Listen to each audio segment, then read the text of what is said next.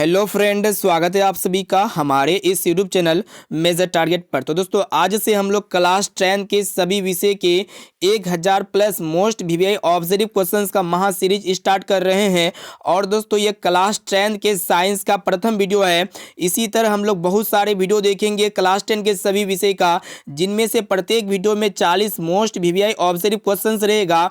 अगर आप लोग 1000 plus most VVI objective questions का महा सीरीज को याद कर लेते, बढ़िया तरह से पढ़ लेते हैं ना, तो आपके फाइनल मैट्रिक बोर्ड परीक्षा में हो सके इक्का दुक्का प्रश्न छूटेगा, लेकिन इससे ज्यादा आपका प्रश्न एक भी नहीं छोड़ सकता है। ठीक है, ये मेरा गारंटी है।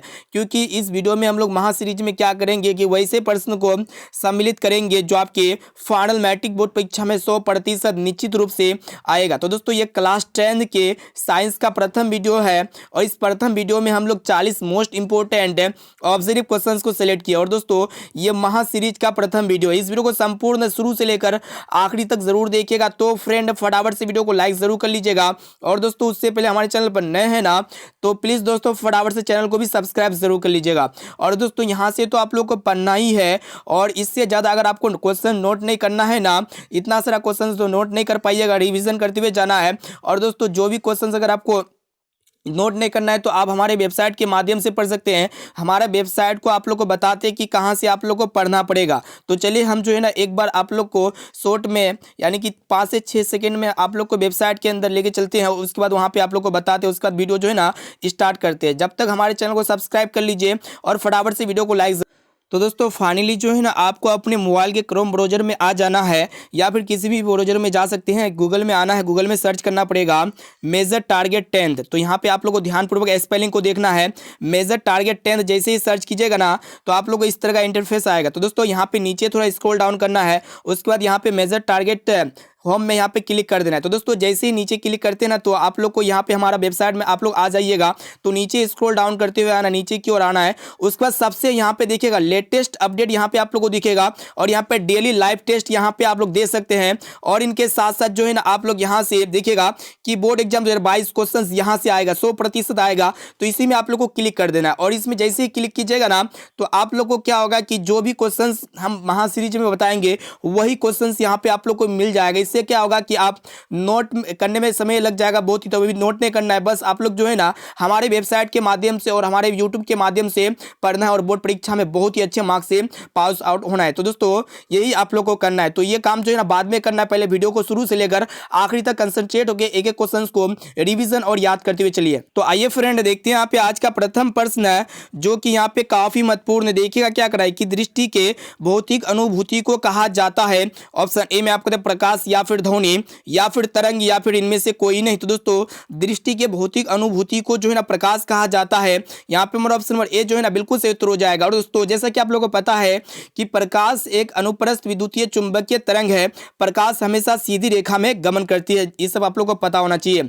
अब चलिए फ्रेंड देखते हैं यहाँ पे दूसरा प्रश्न क्या कराए कि प्रकाश एक रूप है। ऑप्शन ए में आपको शक्ति का, या फिर ऊर्जा का, या फिर कार्य का। ऑप्शन डी में आपका दिया बल का। तो दोस्तों प्रकाश एक जो है ना ऊर्जा का रूप है, यानी कि एनर्जी का फॉर्म है। यहाँ पे हमारा ऑप्शन नंबर बी जो है ना बिल्कुल सही उत्तर हो जाएगा। और दोस्तों एक प्रश्न ये पूछे जाते हैं कि सूर्य के प्रकाश में कौन सी विटामिन की प्राप्ति होती है। तो दोस्तों सूर्य के प्रकाश में जो है ना विटामिन डी की प्राप्ति होती है, इसे आप लोग को याद रखना है। अब चलिए फ्रेंड देखते हैं यहाँ पे तीसरा प्रश्न क्या कर रहा है कि किसी माध्यम में प्रकाश की किरणें गमन। यहाँ पे आप लोग को बताना है कि किस माध्यम में प्रकाश की किरणें माध्यमों के कणों को क्या करती है, गर्म करती है, या फिर प्रकाशित करती है, या फिर माध्यमों के कणों की गति प्रदान करती है। और ऑप्शन डी में आपका दिया हुआ है ए और बी और सी तीनों। तो दोस्तों आप लोग को बता देते हैं कि किसी भी मीडियम में जो प्रकाश का जो रे होता है ना, माध्यम के कणों को गर्म करती है, प्रकाशित करती है, और इनके साथ साथ माध्यम के कणों में गति प्रदान करती है, यानी कि ये सभी करती है। ऑप्शन नंबर डी जो है ना बिल्कुल सही उत्तर हो जाएगा। अब चलिए फ्रेंड देखते हैं यहाँ पे नेक्स्ट प्रश्न, जो कि बहुत ही महत्वपूर्ण है। तो दोस्तों देखिएगा चौथा प्रश्न क्या कराए कि प्रकाश की किरणें गमन करती है। ऑप्शन ए में आपका दिया सीधी रेखा में, या फिर तिरछी रेखा में, या फिर किसी भी दिशा में। और ऑप्शन डी में आपका दिया इनमें से कोई नहीं। तो दोस्तों प्रकाश की किरणें हमें जो है ना प्रकाश की किरणें हमेशा जो है ना सीधी रेखा में गमन करती है। ऑप्शन नंबर ए जो है ना बिल्कुल सही उत्तर हो जाएगा। और दोस्तों आप लोगों को पता होगा कि अलग अलग माध्यमों में प्रकाश की चाल अलग अलग होता है। ठीक है, निर्वात या शून्य में प्रकाश की चाल क्या होता है, सबसे ज्यादा होता है, सबसे हाईएस्ट होता है। अब चलिए फ्रेंड देखते हैं यहाँ पे नेक्स्ट क्वेश्चन क्या कराई थी। देखिएगा कि प्रकाश के परावर्तन के कितने नियम है। ऑप्शन ए में आपका दिया 1 या फिर 2 या फिर 3 या फिर 4। तो दोस्तों प्रकाश के परावर्तन के 2 नियम है, जिस तरह प्रकाश के अपवर्तन के 2 नियम है, इसे आप लोग को याद रखना है। अब चलिए फ्रेंड देखते हैं यहाँ पे नेक्स्ट क्वेश्चन क्या कराई कि किसी वस्तु का प्रतिबिंब आंख के जिस भाग पर पड़ता है वह है। ऑप्शन ए में आपको कॉर्निया या फिर रेटिना या फिर पुतली या फिर आइरिस। तो दोस्तों किसी भी वस्तु का प्रतिबिंब आंख के जिस भाग पर बढ़ता है तो उसे हम लोग रेटिना या फिर दृष्टि पटल कहते हैं। यहाँ पे हमारा ऑप्शन नंबर बी जो है ना बिल्कुल सही उत्तर हो जाएगा। और दोस्तों रेटिना पर जो प्रतिबिंब बनता है किसी वस्तु का ना वास्तविक उल्टा और वस्तु से छोटा बनता है। साथ में इसे भी आप लोग को याद रखना है। देखिएगा नेक्स्ट क्वेश्चन भी बहुत ही महत्वपूर्ण है, देखिएगा मोस्ट इंपोर्टेंट है। तो दोस्तों क्या कह रहा है कि आंख व्यवहार होता है। ऑप्शन ए में आपका दिया हुआ है अवतल दर्पण की तरह या फिर उत्तल लेंस की तरह या फिर समतल दर्पण की तरह या फिर इनमें से कोई नहीं। तो दोस्तों आंख जो है ना उत्तल लेंस की तरह व्यवहार होता है। यहाँ पे मेरा ऑप्शन नंबर बी जो है ना बिल्कुल सही उत्तर हो जाएगा। अब चलिए फ्रेंड देखते हैं यहाँ पे नेक्स्ट क्वेश्चन क्या कराई कि मानव नेत्र में किस प्रकार का लेंस पाया जाता है। बहुत ही महत्वपूर्ण है। ऑप्शन ए में आपका दिया उत्तल लेंस या फिर अवतल लेंस या फिर बेलनाकार लेंस या फिर इनमें से कोई नहीं। तो दोस्तों मानव नेत्र यानी कि हमारे आंख में जो है ना उत्तल लेंस पाया जाता है। यहाँ पे हमारा ऑप्शन नंबर ए जो है ना बिल्कुल सही उत्तर हो जाएगा। सभी प्रश्न MBBI है, अगर सभी प्रश्न को अच्छी तरह से याद कर लेते हैं और सभी महा सीरीज वाला पार्ट को आप लोग देख लेते हैं ना तो आपके फाइनल मैट्रिक बोर्ड परीक्षा में ये 1000 प्रश्न में से इससे बाहर आपका एक भी प्रश्न नहीं आने वाला है। एक एक क्वेश्चन को याद कर लेना है। और दोस्तों जो भी प्रश्न अगर याद ना हो ना तो आपको हमारे वेबसाइट के माध्यम से पढ़ना है, लेकिन अभी नोट नहीं करना है क्योंकि समय बहुत ही कम है। ठीक है, रिविजन करते हुए सभी प्रश्न को जाना है, बारीकी से समझते हुए जाना है। ठीक है, तो देखिएगा 9 नंबर प्रश्न क्या कराए कि मानव नेत्र में जो बिंदु प्रकाश के लिए बिल्कुल सुग्राही नहीं होता है उसे कहते हैं, क्या कहते हैं, अंध बिंदु कहते हैं या फिर पीत बिंदु या फिर दूर बिंदु या फिर निकट बिंदु। दोस्तों मानव नेत्र में जो बिंदु प्रकाश के लिए बिल्कुल सुग्राही नहीं होता है उसे हम लोग जो है ना अंध बिंदु कहते हैं। और दोस्तों ये अंध बिंदु में क्या होता है कि सबसे खराब प्रतिबिंब बनता है। चलिए फ्रेंड देखते हैं यहाँ पे नेक्स्ट क्वेश्चन क्या करा है कि मानव नेत्र जिस भाग पर प्रतिबिंब बनाते हैं वह है। तो दोस्तों ऑप्शन ए में आपको तो कॉर्निया या फिर परितारिका या फिर पुतली या फिर दृष्टि पटल। तो दोस्तों मानव नेत्र के जिस भाग पर किसी भी वस्तु का प्रतिबिंब बनता है ना उसे हम लोग रेटिना या फिर दृष्टि पटल कहते हैं। ऑप्शन नंबर डी यहाँ पे हमारा बिल्कुल सही उत्तर हो जाएगा। चलिए फ्रेंड देखते हैं यहाँ पे नेक्स्ट क्वेश्चन जो कि बहुत ही महत्वपूर्ण है। क्या कराए कि ऊर्जा का SI मात्रक होता है। ऑप्शन ए में आपको देखो कैलोरी या फिर जूल या फिर ताप या फिर इनमें से कोई नहीं। तो दोस्तों ऊर्जा का जो SI मात्रक होता है ना जूल होता है। यहाँ पे हमारा ऑप्शन और बी जो है ना बिल्कुल सही उत्तर हो जाएगा। देखिएगा नेक्स्ट क्वेश्चन भी बहुत ही महत्वपूर्ण है कि आवेश का मात्रक है। तो दोस्तों आवेश का मात्रक क्या होता है, कूलम होता है या फिर वोल्ट होता है या फिर एम्पियर होता है या फिर इनमें से कोई नहीं। तो दोस्तों आवेश यानी कि चार्ज का जो SI मात्रक होता है ना कूलम होता है। यहाँ पे हमारा ऑप्शन नंबर ए जो है ना बिल्कुल सही उत्तर हो जाएगा। और दोस्तों इलेक्ट्रिक करंट का जो SI मात्रक होता है ना एम्पियर होता है। और दोस्तों विभव यानी कि पोटेंशियल हो गया, आपका विभवांतर हो गया, इस सब का SI मात्रक वोल्ट होता है। इसे आप लोग को याद रखना है। चलिए फ्रेंड देखते हैं यहाँ पे नेक्स्ट क्वेश्चन जो कि बहुत ही महत्वपूर्ण है कि 1 वोल्ट कहलाता है। ऑप्शन ए में आपका दिया 1 जूल प्रति सेकंड या फिर 1 जूल प्रति कूलम या फिर 1 जूल प्रति एम्पायर या फिर इनमें से कोई नहीं। तो दोस्तों 1 वोल्ट जो है ना 1 जूल प्रति कूलम को कहते हैं। यहाँ पे मेरा ऑप्शन नंबर बी जो है ना बिल्कुल सही उत्तर हो जाएगा। देखिएगा फ्रेंड नेक्स्ट क्वेश्चन भी बहुत ही महत्वपूर्ण है कि विभवांतर मापने वाले यंत्र को कहा जाता है। ऑप्शन ए में आपका दिया हुआ अमीटर या फिर वोल्ट मीटर या फिर गैल्वेनोमीटर या फिर इनमें से कोई नहीं। तो दोस्तों विभवांतर मापने वाले यंत्र यानी कि डिवाइस को हम लोग वोल्ट मीटर कहते हैं। यहाँ पे मेरा ऑप्शन नंबर बी जो है ना बिल्कुल सही उत्तर हो जाएगा। और दोस्तों विद्युत धारा मापने वाली युक्ति को जो है ना हम लोग अमीटर कहते हैं। साथ में इसमें आप लोग को याद रखना है। अब चलिए फ्रेंड देखते हैं यहाँ पे नेक्स्ट क्वेश्चन जो कि काफी महत्वपूर्ण होने वाला है। सभी प्रश्न को अगर यहाँ पे देखिएगा बहुत ही महत्वपूर्ण है। तो देखिएगा कि 1 EV यानी कि इलेक्ट्रॉन वोल्ट बराबर होता है। तो दोस्तों 1 इलेक्ट्रॉन वोल्ट जो बराबर होता है ना 1.6 गुना 10⁻⁹ जूल के बराबर होता है। इसे आप लोग को याद रखना है। ऑप्शन नंबर ए जो है ना बिल्कुल सही उत्तर हो जाएगा। ये भी प्रश्न जो है ना बहुत ही महत्वपूर्ण है। अब चलिए फ्रेंड देखते हैं यहाँ पे नेक्स्ट क्वेश्चन क्या कराए कि देखिएगा कि किसी पदार्थ की ऑक्सीजन से अभिक्रिया कर जलने की क्रिया को क्या कहते हैं। ऑप्शन ए में आपका दिया दहन या फिर जलन या फिर अवकरण या फिर अपघटन। तो दोस्तों किसी भी पदार्थ की ऑक्सीजन से अभिक्रिया कर जलने की प्रोसेस को हम लोग जो है ना दहन कहते हैं। यहाँ पे हमारा ऑप्शन नंबर ए जो है ना बिल्कुल सही उत्तर हो जाएगा। और दोस्तों चलिए अब देखते हैं यहाँ पे नेक्स्ट क्वेश्चन बहुत ही महत्वपूर्ण है कि भोजन का पचना तथा पकाना किस प्रकार की अभिक्रिया है। तो दोस्तों जैसे यहाँ पे जो है ना देखिएगा कि भोजन का जब पचता है या फिर पकाना होता है तो इस समय क्या होता है कि ऑक्सीजन की आवश्यकता होता है। तो यहाँ पे ऑक्सीकरण यानी कि यह एक प्रकार का ऑक्सीकरण यानी कि अभिक्रिया है। यहाँ पे हमारा ऑप्शन नंबर सी जो है ना बिल्कुल से उत्तर हो जाएगा। देखिएगा नेक्स्ट क्वेश्चन क्या कराए कि उपचयन अपचयन अभिक्रिया को क्या कहते हैं, बहुत ही महत्वपूर्ण है। ऑप्शन ए में आपका रेडॉक्स अभिक्रिया या फिर उष्माशोषी अभिक्रिया या फिर उष्माक्षेपी अभिक्रिया या फिर अवक्षेपण अभिक्रिया। तो दोस्तों आप लोग को बता देते हैं कि उपचयन अपचयन अभिक्रिया को जो है ना हम लोग रेडॉक्स अभिक्रिया कहते हैं। यहाँ पे हमारा ऑप्शन नंबर ए जो है ना बिल्कुल से उत्तर हो जाएगा। अब चलिए फ्रेंड देखते हैं यहाँ पे नेक्स्ट क्वेश्चन को देखिएगा जो कि बहुत ही महत्वपूर्ण है कि संक्षारण किस प्रकार की अभिक्रिया है। ऑप्शन ए में आपका दिया हुआ है अपचयन अभिक्रिया या फिर अवक्षेपण अभिक्रिया या फिर संयोजन अभिक्रिया या फिर उपचयन अभिक्रिया। तो दोस्तों संक्षारण जो है ना, संक्षारण का मतलब क्या होता है, जंग लगना। किसी भी पदार्थ में जंग लगता है तो उसको हम लोग संक्षारण कहेंगे। और दोस्तों ये संक्षारण में क्या होता है कि ऑक्सीजन की आवश्यकता होता है, ठीक है। दोस्तों ऑक्सीजन और जल का जिसमें योगदान होता है तो उसको हम लोग क्या कहते हैं, उपचयन अभिक्रिया कहते हैं। यहाँ पे हमारा ऑप्शन नंबर ए जो है ना बिल्कुल से उत्तर हो जाएगी। ये भी प्रश्न जो है ना बहुत ही महत्वपूर्ण है आपके फाइनल मैट्रिक बोर्ड परीक्षा के लिए।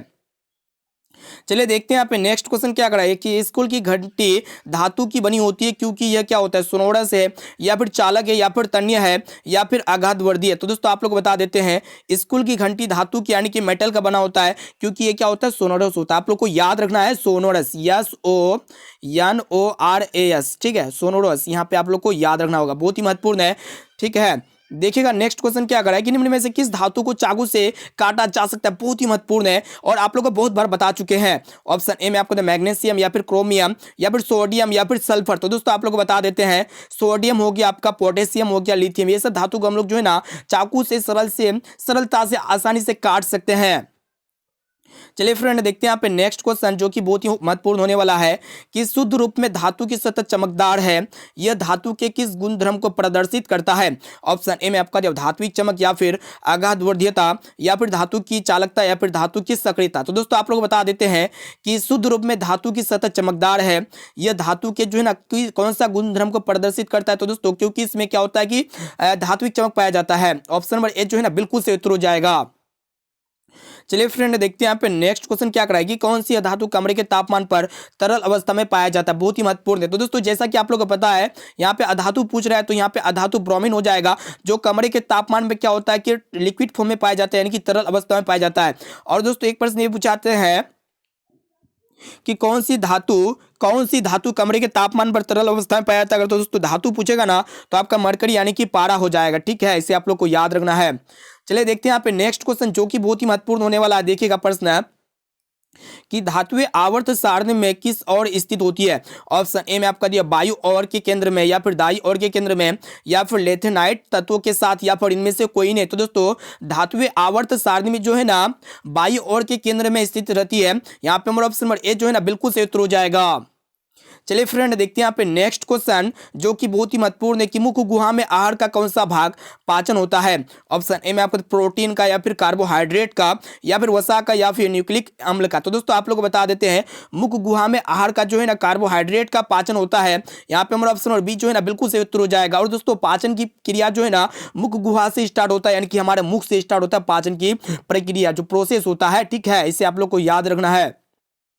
दोस्तों जैसा कि यहाँ पे आप लोग को पता है कि आज से हम लोग जो है ना डेली रेगुलर क्लास 10 का महा सीरीज स्टार्ट कर चुके हैं सभी विषय के, और सभी विषय का आप लोग को जो है ना 1000 प्लस वस्तुनिष्ठ ऑब्जर्व क्वेश्चंस कराएंगे। अगर ये 1000 प्लस वस्तुनिष्ठ प्रश्न को अच्छी तरह से कंसंट्रेट होकर पढ़ लेते हैं, याद कर लेते हैं ना, तो ये मेरा गारंटी है कि आपका ऑब्जेक्टिव में एक भी प्रश्न नहीं छूटेगा। और प्रत्येक सीरीज में प्रत्येक पार्ट में जो है ना 40 MVVI ऑब्जर्व क्वेश्चंस रहेगा। अगर सभी प्रश्न को कंसंट्रेट होकर याद कर लेते हैं ना तो मेरा गारंटी है कि आपके फाइनल मैट्रिक बोर्ड परीक्षा में आपसे एक भी प्रश्न नहीं छूटेगा। जो हम कहेंगे वही आपको फॉलो करते हुए जाना है। और दोस्तों जो भी प्रश्न अगर याद ना हो ना तो आप लोग को बता दिए स्टार्टिंग में कि आप लोग को कैसे जो है सभी प्रश्न को ऑनलाइन पढ़ना है, या फिर वीडियो के लास्ट में या फिर कहीं भी बता देंगे। तो आप लोग वीडियो को शुरू से लेकर आखिरी तक देखते हुए जाना है। देखिएगा नेक्स्ट क्वेश्चन क्या कराए कि स्वपोषी पोषण के लिए आवश्यक है। ऑप्शन ए में आपका पर्णहरित या फिर सूर्य का प्रकाश या फिर कार्बन डाइऑक्साइड या फिर इनमें से सभी। तो दोस्तों स्वपोषी पोषण के लिए जो है ना क्या आवश्यक होता है वही आप लोग को बताना है। तो दोस्तों स्वपोषी पोषण के लिए जो है ना देखिएगा पर्णहरित यानी कि क्लोरोफिल, सूर्य का प्रकाश और कार्बन डाइऑक्साइड गैस यानी कि ये सभी आवश्यक होता है। ऑप्शन नंबर डी जो है ना बिल्कुल से उत्तर हो जाएगा। चलिए देखते हैं यहाँ पे नेक्स्ट क्वेश्चन जो कि बहुत ही महत्वपूर्ण है कि प्रकाश संश्लेषण क्रिया में ऑक्सीजन बाहर निकलता है जल से या फिर CO2 से या फिर ग्लूकोज से या फिर ऑप्शन डी में आपका दिया हुआ है डिक्टियोजोम से। तो दोस्तों प्रकाश संश्लेषण की क्रिया में ऑक्सीजन बाहर जो निकलता है ना CO2 से निकलता है। ऑप्शन और बी जो है ना बिल्कुल सही उत्तर हो जाएगा, ठीक है, इसे आप लोग को याद रखना है। देखिएगा नेक्स्ट क्वेश्चन भी बहुत ही महत्वपूर्ण है कि मैग्नीशियम पाया जाता है किसमें, क्लोरोफिल में या फिर लाल रक्तकण में या फिर वर्णी लवक में या फिर श्वेत रक्तकण में। तो दोस्तों मैग्नीशियम जो है ना क्लोरोफिल में पाया जाता है। यहाँ पे हमारा ऑप्शन नंबर ए जो है ना बिल्कुल सही उत्तर हो जाएगा। और दोस्तों रक्त 3 प्रकार के होते हैं, RBC, उसके बाद WBC, उसके बाद प्लेटलेट्स, इसे आप लोग को याद रखना है। चलिएगा दोस्तों देखते हैं यहाँ पे नेक्स्ट क्वेश्चन जो कि बहुत ही महत्वपूर्ण है कि क्लोरोफिल वर्णक का रंग है। ऑप्शन ए में आपका हरा या फिर नीला या फिर लाल या फिर सफेद। तो दोस्तों क्लोरोफिल वर्णक का रंग जो है ना हरा है। ऑप्शन नंबर ए जो है ना बिल्कुल सही उत्तर हो जाएगा। चलिए फ्रेंड देखते हैं यहाँ पे नेक्स्ट क्वेश्चन जो कि बहुत ही महत्वपूर्ण है कि कवक में पोषण की कौन सी विधि है। ऑप्शन ए में आपको तो स्वपोषी या फिर मृतजीवी या फिर समभोजी या फिर इनमें से कोई नहीं। तो दोस्तों कवक में जो पोषण की विधि होता है ना मृतजीवी होता है। ऑप्शन और बी जो है ना बिल्कुल सही उत्तर हो जाएगा। ये भी प्रश्न जो है ना दोस्तों बहुत ही महत्वपूर्ण है।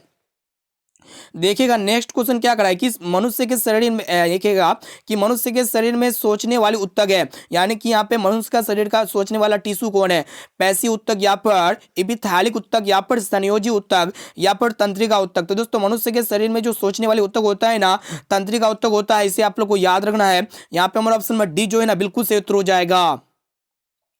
देखिएगा नेक्स्ट क्वेश्चन क्या कराए कि मस्तिष्क का सबसे बड़ा भाग है।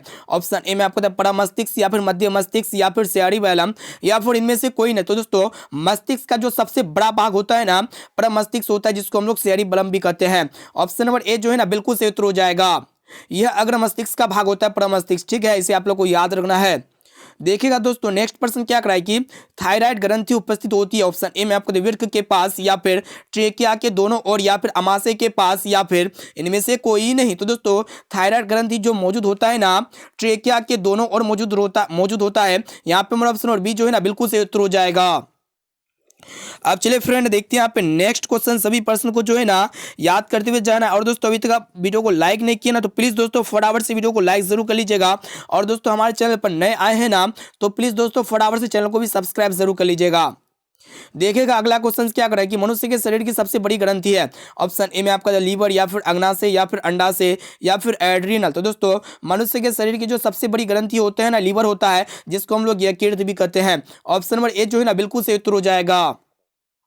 देखिएगा नेक्स्ट क्वेश्चन क्या करा है कि मनुष्य में मादा जनन अंग ऐसे किस हार्मोन का स्राव होता है। ऑप्शन ए में आपका प्रोजेस्टेरोन या फिर एस्ट्रोजन या फिर रिलैक्सिन या फिर इनमें से सभी। तो दोस्तों मनुष्य में मादा जनन अंग से जो है ना एक हार्मोन स्रावित होता है, वह हार्मोन का नाम क्या है वही आप लोग को बताना है। तो दोस्तों वो हार्मोन होता है प्रोजेस्टेरोन, एस्ट्रोजन और रिलैक्सिन, ये सभी हार्मोन होता है। ऑप्शन नंबर डी जो है ना बिल्कुल सही उत्तर हो जाएगा।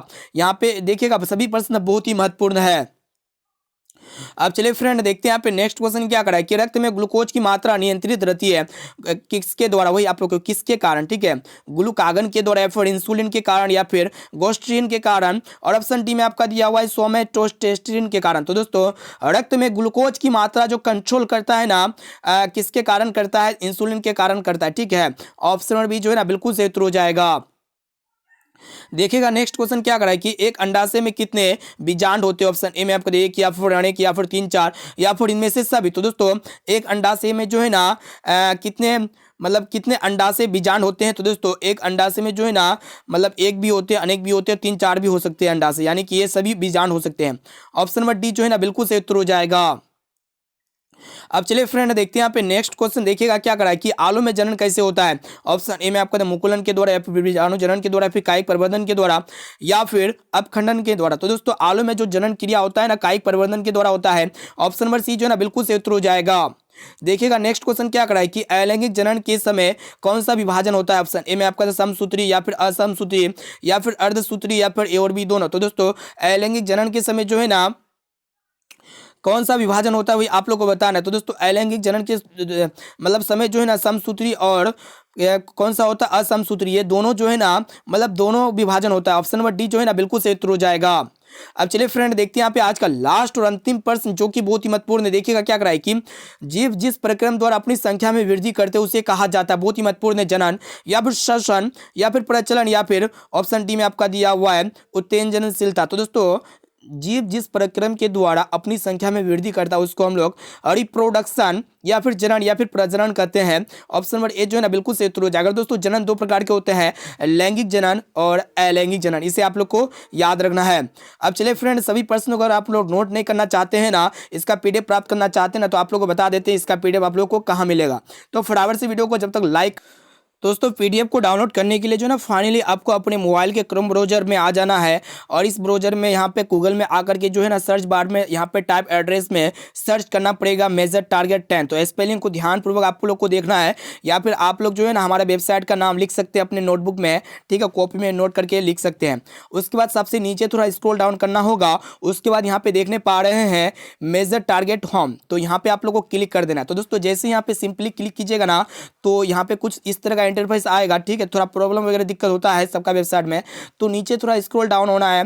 नीचे जैसे आइएगा तो नीचे स्क्रॉल डाउन होते हुए जो है ना सबसे नीचे आना है, ठीक है। तो यहाँ पे आप लोग को जो है ना डेली लाइव टेस्ट दे सकते हैं और इसका टेस्ट का जो है ना आप लोग को वीडियो बना देंगे। जो भी स्टूडेंट फर्स्ट रैंक में आएंगे तो उसका वीडियो हम बनाएंगे, ठीक है। तो यहाँ पे देखिएगा एजुकेशन वाला जो है ना प्लेटफॉर्म में आना है। इसमें आने के बाद देखिएगा कि बोर्ड एग्जाम 2022 का क्वेश्चन यहाँ से आएगा। इसमें आप लोग जैसे ही क्लिक करते हैं ना तो हम जो है ना आप लोग को जो भी क्वेश्चन महा सीरीज में बताते हैं वही वाला क्वेश्चन यहाँ पे आप लोग को डाल देंगे, ठीक है। तो यहाँ पे जो है ना आप लोग को ध्यान देना है सभी, मतलब यहाँ पे जो है ना कभी भी हम क्वेश्चन डाल सकते हैं, तो आप लोग को जो है ना रेगुलर इस तरह पढ़ना पड़ेगा। और सबसे बड़ी बात यह है कि क्वेश्चन बैंक से जो है ना 80%, 50 से 80% क्वेश्चन पूछे जाते हैं। तो क्वेश्चन बैंक का क्वेश्चन को कैसे पढ़िएगा, तो यहाँ पे 3 डॉट में क्लिक करना होगा। दोस्तों जैसे यहाँ पे 3 डॉट में क्लिक करते हैं ना तो क्लास 10 क्वेश्चन बैंक 2011 से 2021 के यहाँ पे बटन पे क्लिक कर देना होगा। तो यहाँ पे ऐड इस तरह आएगा, यहाँ पे बंद कर देना होगा ऐड को। तो जैसे यहाँ पे नीचे थोड़ा स्क्रॉल डाउन करिएगा ना तो यहाँ पे क्लास 10 के सभी विषय का क्वेश्चन बैंक यहाँ पे जो है ना सब्जेक्टिव ऑब्जेक्टिव टाइप में मिल जाएगा। तो यहाँ सबसे पहले जो है ना हम लोग ऑब्जेक्टिव टाइप क्वेश्चंस को देखेंगे। तो जैसे कि आप लोग आपको अगर साइंस का पढ़ना है ना तो साइंस के बटन में क्लिक करना होगा। तो यहाँ पे जो है ना सभी पार्ट वाइज यहाँ पे दिया गया है, ठीक है। तो यहाँ पे पार्ट वाइज आप लोग पढ़ सकते हैं इजिली हमारे वेबसाइट के माध्यम से। अगर आपको पार्ट 8 देखना है ना तो यहाँ पे आप लोग को पार्ट 8 वाला सेक्शन में आपके क्लिक करना होगा। तो दोस्तों जैसे यहाँ पे क्लिक कीजिएगा ना तो नीचे थोड़ा स्क्रॉल डाउन करना है। तो नीचे जैसे स्क्रॉल करते हैं तो यहाँ पे 4 ऑप्शंस क्वेश्चंस के साथ मिलेगा, सभी ऑब्जेक्टिव क्वेश्चंस का। और सबसे बड़ी बात ये है कि यहाँ पे लाइव प्रूफ के साथ बताता है कि साइड में लिखा हुआ रहेगा कि कौन क्वेश्चन कितना बार पूछा गया है और कितना इंपॉर्टेंट है। और यहाँ पे व्यू आंसर भी कर सकते हैं, जैसे कि पीतल एक प्रकार का क्या होता है।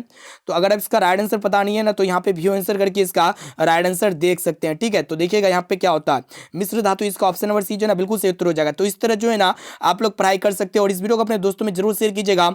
अब चलिए फ्रेंड यहाँ पे आप लोग को SW क्वेश्चन का भी आंसर देना है और लास्ट में आप लोग को कमेंट करके बताना है कि ये 40% में से पहले से आप लोग को कितना परसेंट का सही और सटीक आंसर याद था। तो देखिएगा क्वेश्चन ये करा कि डायनेमो से किस प्रकार की धारा प्राप्त होती है। ऑप्शन ए में आपका निर्दिष्ट धारा, या फिर प्रत्यावर्ती धारा, या फिर दोनों धाराएं, या फिर इनमें से कोई नहीं। तो दोस्तों इसका राइट आंसर आप लोग को क्या लगता है इसी वीडियो में आप लोग हमें फटाफट से कमेंट करके बताइएगा। अब चलिए फ्रेंड देखते हैं आप। तो दोस्तों अभी तक वीडियो को लाइक नहीं किया ना तो प्लीज दोस्तों वीडियो को फटाफट से लाइक जरूर कर लीजिएगा। और दोस्तों इस वीडियो को अपने दोस्तों में ज्यादा से ज्यादा शेयर कीजिए ताकि वो भी बोर्ड परीक्षा में अच्छे से अच्छे मार्क्स ला सके। और दोस्तों अभी तक आप चैनल को सब्सक्राइब नहीं किया ना तो प्लीज दोस्तों फटाफट से चैनल को सब्सक्राइब जरूर कर लीजिएगा। तो दोस्तों फिर मिलते हैं जल्द ही अगले वीडियो पे।